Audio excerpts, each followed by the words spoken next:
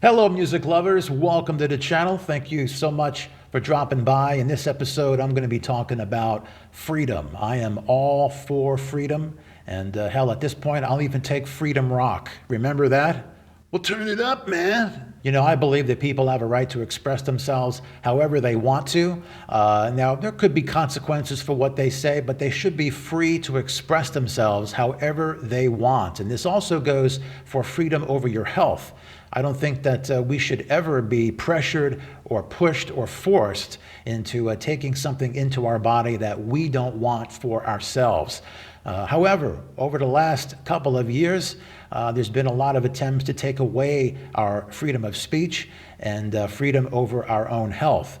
And it's times like these when things get really tough that we start to see what people are made of. And I got to be honest with you, there's been a lot of artists and actors and people like that who have come out expressing their opinions and taking stands. And I haven't been too impressed. I've actually lost a lot of respect for a lot of people that I used to have respect for, you know, whether it's Bruce Springsteen coming out and sucking up behind Mr. Clinically Brain Dead, or how about Howard Stern? This is a disc jockey that I used to admire. This is a guy who fought the system, fought the establishment, wanted freedom over the airwaves to say whatever he wanted. And it's not like Howard Stern was doing anything noble. You know, he just wanted to be able to have half-retarded people on his show so we could make fun of them and use the N-word. This was great for Howard Stern, but no, Howard Stern nowadays, he wants to forcibly inject you. He wants to basically to make him feel better about himself and his own health. He wants you to be injected forcibly, or you can just go die. This is what he actually says. He says, now, if you don't get it, in my America, all hospitals would be closed to you. You're going to go home and die. You know, Howard Stern has always bragged about having a really small dick. And, you know, if I were him, I wouldn't brag about his balls either. And now here's another one. George Lynch, former guitarist for Dokken.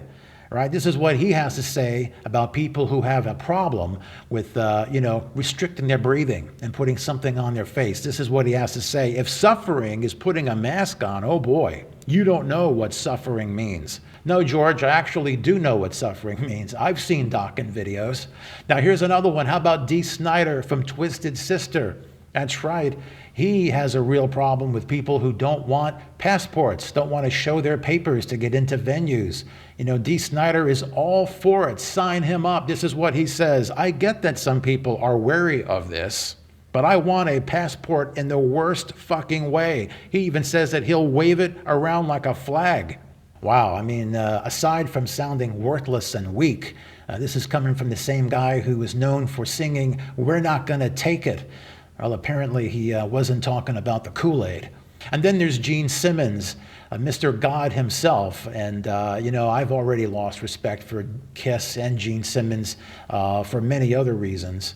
But this is what he has to say about people who don't want to get forcibly injected so they can come to his shows and make him feel safer. All right, this is what he says. I don't care what you believe. You ain't getting into the shows if you're not safe. You're not going to risk somebody else's life because you think the earth is flat. You know, maybe, just maybe, it might be worth getting myself poked just so I could get inside of a Kiss concert with the chance, the possibility that maybe Gene Simmons will slide off that fucking perch that he's on every night when he's doing God of Blunder. Now, not only are these artists getting all upset because you're not wearing something on your face, you're not getting forcibly poked, and you're not carrying around your papers, they don't even want you talking about it.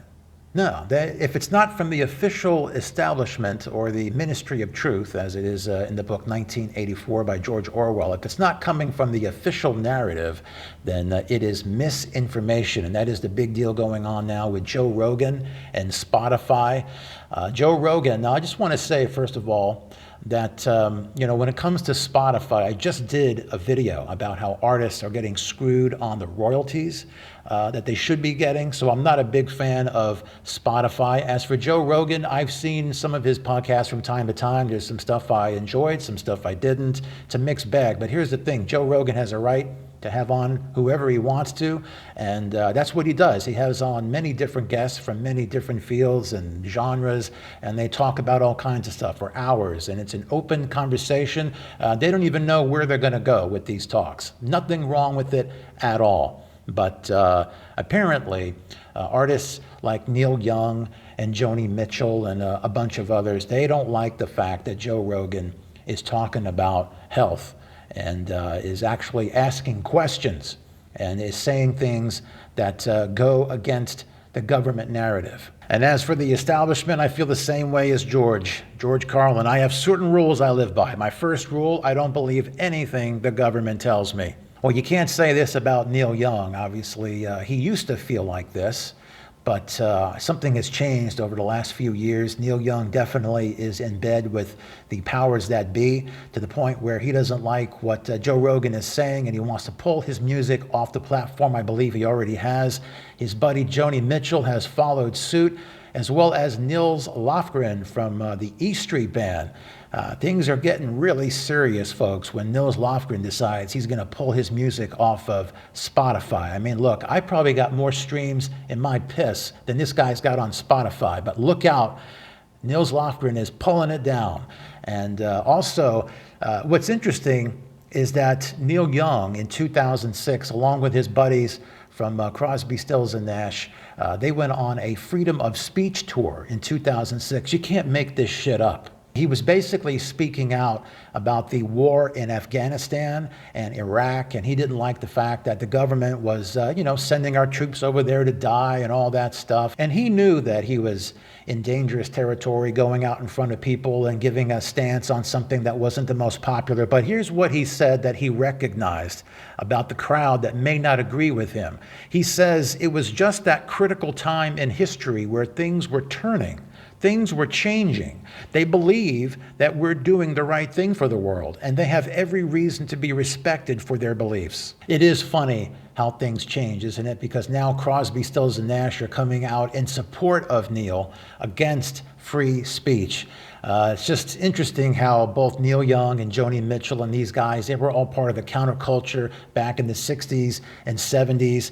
Neil even has an album called Freedom, and I wonder if he's going to reissue it with an asterisk. And so this brings me to my next question, is who determines actually what is misinformation? Are we not supposed to ever challenge what the Ministry of Truth tells us? Is that the way it's supposed to go? They can never be wrong. We can never question. We can never scrutinize anything at all.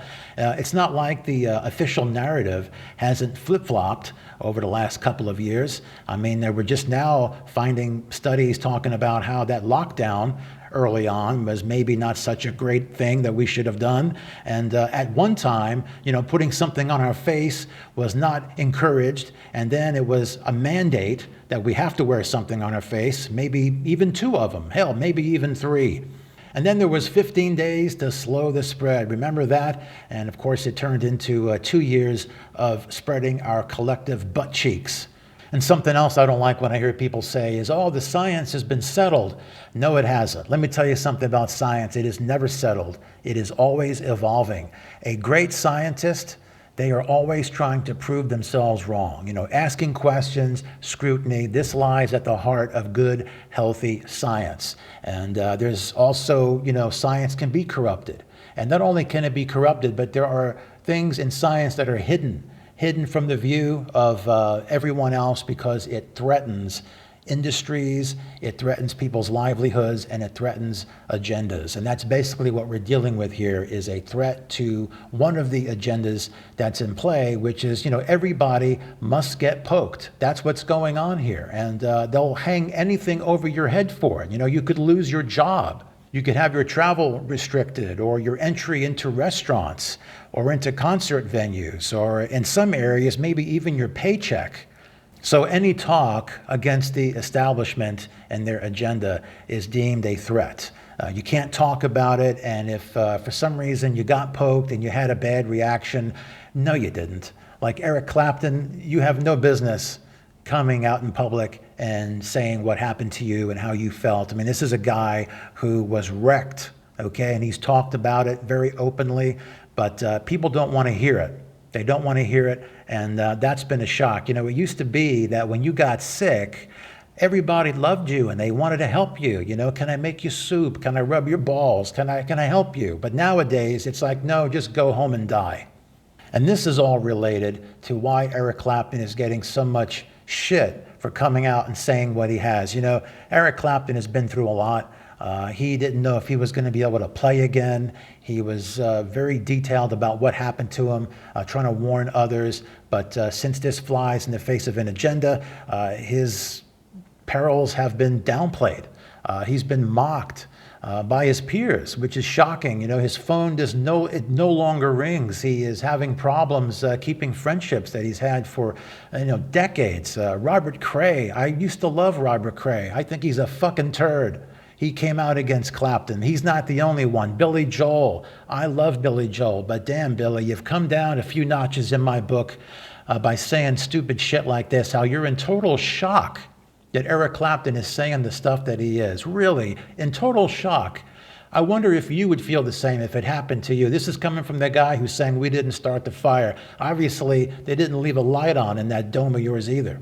And then there's Brian May of Queen, who I've lost respect for other reasons over the last few years, but now he's coming out basically calling Clapton and others like him a fruitcake if they don't want to get forcibly poked. One of these days, you'll get mud on your face, you big disgrace. What's next with all of this? What can we look forward to? Okay, let me tell you what you can look forward to. More artists are going to be pulling their music from Spotify.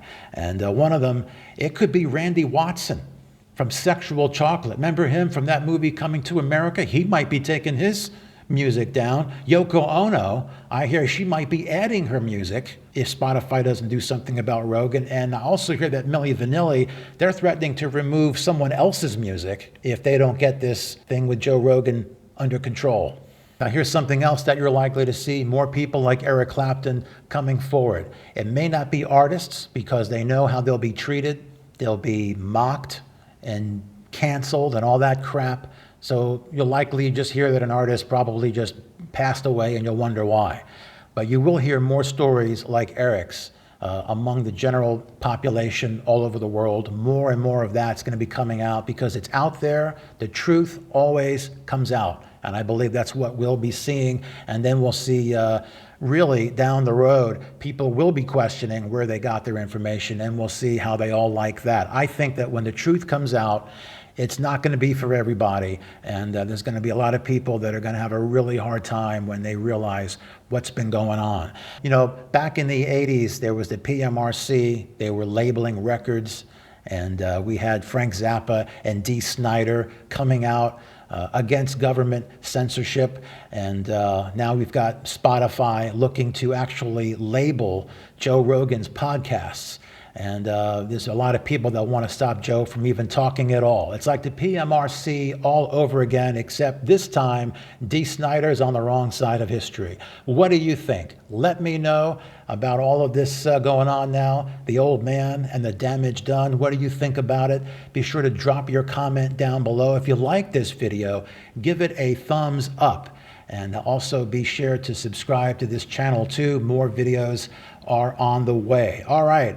Until next time, take care of yourself, be safe, and don't take any shit from anybody, all right? See ya.